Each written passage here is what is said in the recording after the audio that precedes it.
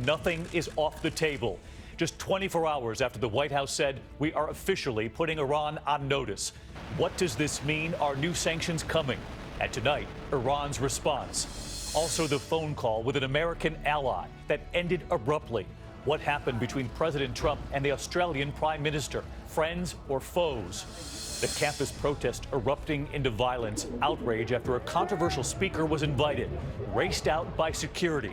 That speaker once saying, "I believe hate crimes aren't really a thing." The Denver officer shot execution style, the Army-vetted Muslim convert now under arrest. Was he reported to Homeland Security before? The teenagers questioned tonight. Authorities say they were plotting to attack a high school. And Made in America is back tonight. Our trip to the factory where a survivor became the suit maker. This is ABC World News Tonight with David Muir. Good evening, and it's great to have you with us here on a Thursday night. And we begin with the White House preparing for possible new action against Iran. We have just learned new sanctions could come as soon as tomorrow. The news comes just 24 hours after the White House said we are officially putting Iran on notice. The president today saying nothing is off the table. He also did not rule out possible military action. All of this comes amid news about relations with another country. A phone call between President Trump and the Prime Minister of Australia, a longtime ally.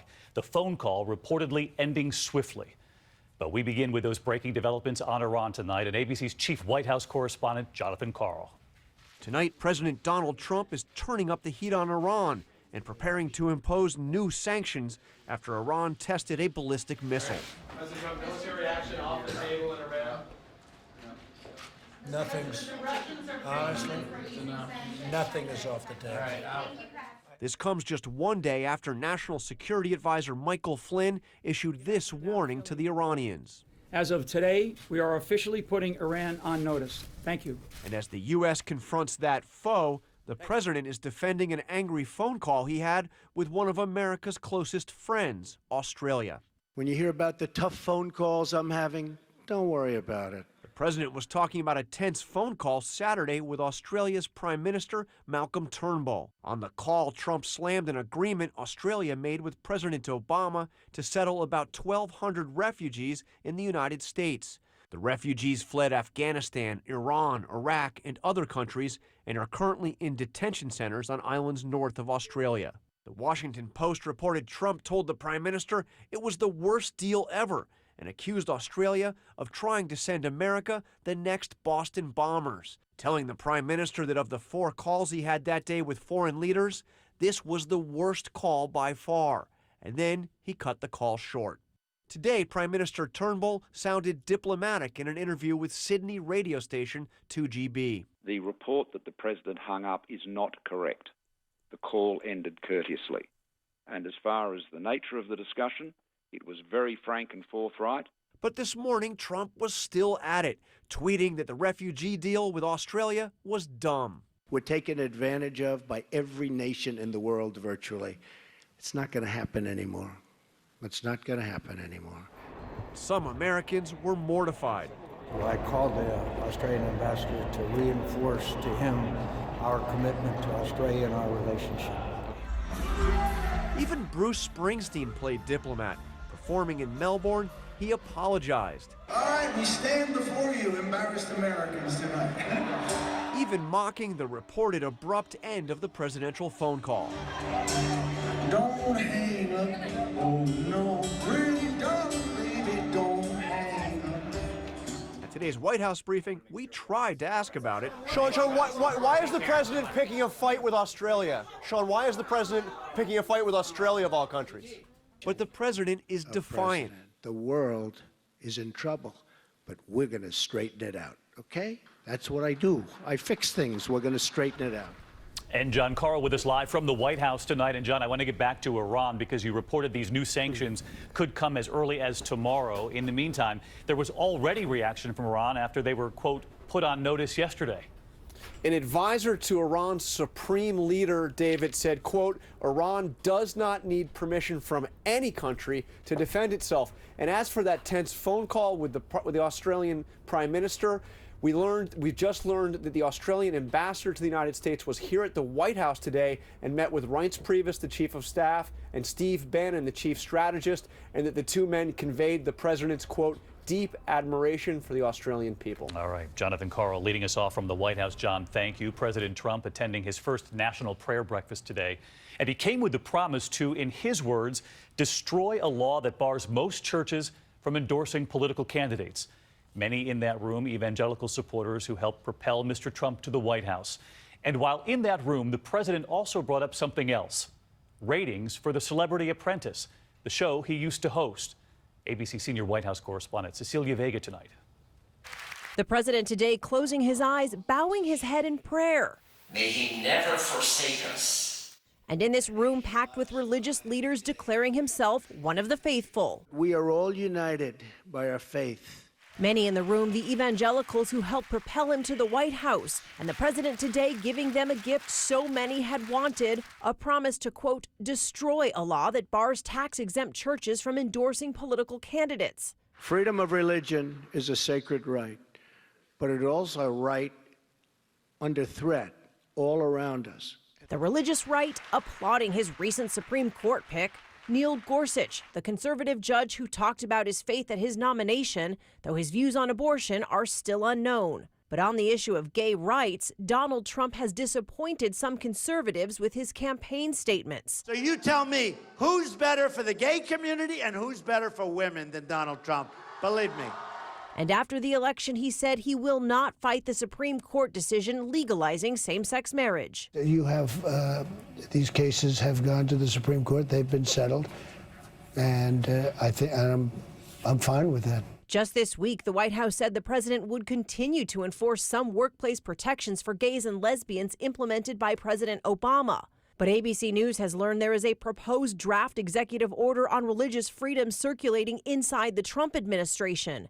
It would weaken protections for the LGBT community, in part by allowing companies doing business with the federal government to decline on religious grounds to provide services for gays and lesbians, including adoptions. Opponents call it a national license to discriminate. The White House says no action is planned, adding there are many ideas being floated in the new administration, and no mention of it by President Trump at that prayer breakfast. But he did talk up his cabinet picks and took a shot at his old show, The Apprentice. And they hired a big movie star, Arnold Schwarzenegger, to take my place. And we know how that turned out. The ratings went right down the tubes. It's been a total disaster. And I want to just pray for Arnold, if we can, for those ratings, okay? Schwarzenegger's response? Why don't we switch jobs? You take over TV because you're such an expert in ratings, and I take over your job. And then people can finally sleep comfortably again. All right, so let's get to Cecilia Vega live tonight. Cecilia, President Trump promising there to destroy the law banning tax-exempt churches from endorsing candidates. But wouldn't Congress have to sign off on that?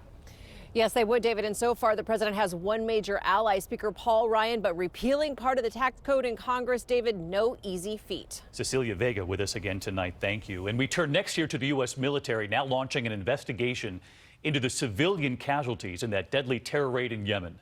Navy SEAL William Ryan Owens was killed in action, and we showed you that moment, President Trump and his daughter Ivanka traveling to Dover Air Force Base to pay their respects on Wednesday. Tonight, there are new questions about whether al-Qaeda knew the Americans were coming. Here's ABC's chief global affairs correspondent, Martha Raddatz. It was a mission planned for months that fell apart as soon as it began. The intelligence was good, but until you get on the ground, you never know really what's going to happen. A U.S. official says an intercept indicated that someone within the vicinity of the al-Qaeda compound may have heard aircraft above, but that was not enough to call off the mission. On the ground, the team was quickly surrounded by hardcore fighters, including women, a 360-degree hail of fire. SEAL William Ryan Owens killed, 3 others wounded. The SEALs called in air support to help them clear the compound, purportedly seen in these pictures. That is when officials now think several civilians may have been killed, possibly including the young daughter of slain radical American cleric Anwar al-Awlaki. Back in Washington, President Trump was monitoring the mission. He was kept apprised of the situation throughout the evening. President Obama was in office when the planning began last November, concluding in early January. But the team wanted to wait for the next moonless night, which wouldn't occur until after Obama had left office. Last Wednesday, President Trump was briefed by his national security team, as well as son-in-law Jared Kushner and Steve Bannon. The next day, he authorized the action, and the raid was launched Saturday night. Less than a week later, with his daughter Ivanka, he was at Dover Air Base to honor the fallen American hero.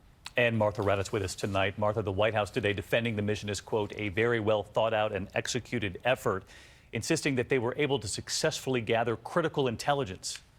They were, David. The Pentagon said today the SEALs seized actionable intelligence that could prevent future terror attacks around the world. David? Martha Raddatz with us again tonight. The president reacting this evening to the protests that turned violent in the West. They were protesting a controversial speaker who once said, "I happen to believe that hate crimes aren't really a thing." Protesters against the visit ripping down barricades, clashing with police. That speaker, an editor for Breitbart, was escorted off campus by security. And now President Trump is threatening to pull the school's federal funding for not allowing free speech. ABC's Kana Whitworth is there tonight. Overnight, the UC Berkeley campus erupting, a peaceful protest against a controversial speaker turning violent.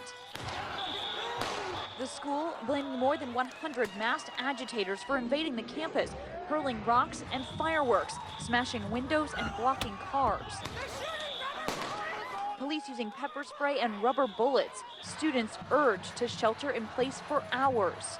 The university canceling the talk by Milo Yiannopoulos, editor of the alt-right website Breitbart. We will not tolerate racism or sexism. Critics say Yiannopoulos spreads hate, calling feminism a cancer and railing against Islam. I happen to believe that hate crimes aren't really a thing. He's been barred by Twitter, but was unapologetic when he sat down with our Terry Moran. Are you a troll?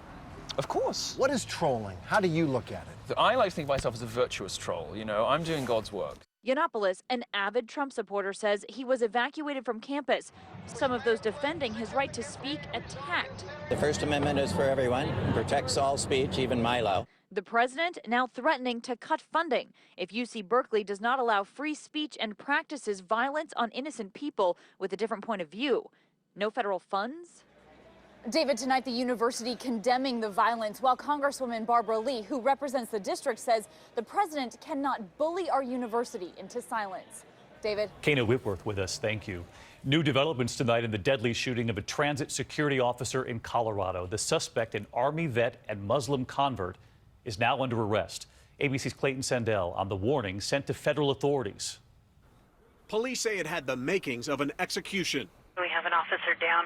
Transit security officer Scott Von Lanken was helping two women with directions late Tuesday when police say Joshua Cummings suddenly put a gun to the officer's neck and pulled the trigger. We do have concerns that was the victim a target because of the uniform that he was wearing. Von Lanken was 56, his wife too upset to go on camera. He was a wonderful husband, a wonderful father. Cummings is an Army vet and a Muslim convert. Today, a Denver mosque he visited said his extreme views were so alarming, mosque leaders alerted the Department of Homeland Security, writing he seems pretty advanced in his path of radicalization.